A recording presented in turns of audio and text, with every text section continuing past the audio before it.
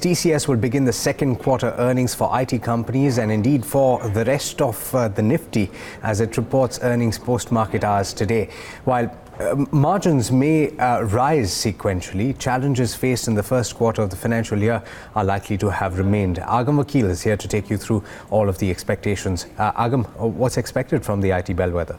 Well, it may largely be a steady quarter, Alex, because TCS, of course, as you've said, is the bellwether here, and it does have a lot of advantages that were playing out as far as, for all the deals that it scored in the first half of this financial year and the calendar year. So when it comes to revenues, we're likely to see an uptick around nearly 2% in terms of rupees, expecting a growth of around 3.3%.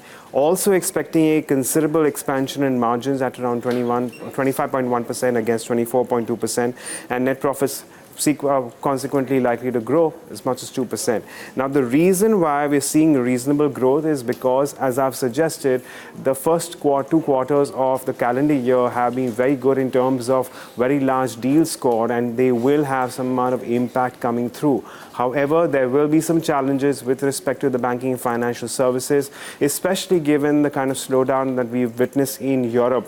But if you keep that aside, there could be some amount of volatility as far as the retail vertical goes, but there will be deal closures. Again, this will be largely lower because of the fact that it's been on a higher base. As far as margins are concerned, we are expecting wages to be absorbed the wage absorption is behind us.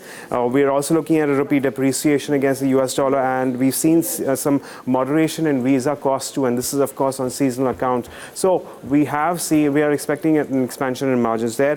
Finally, we'll be keeping an eye on order bookings and the digital contribution to revenues. On the whole, no fireworks expected, a steady quarter for TCS.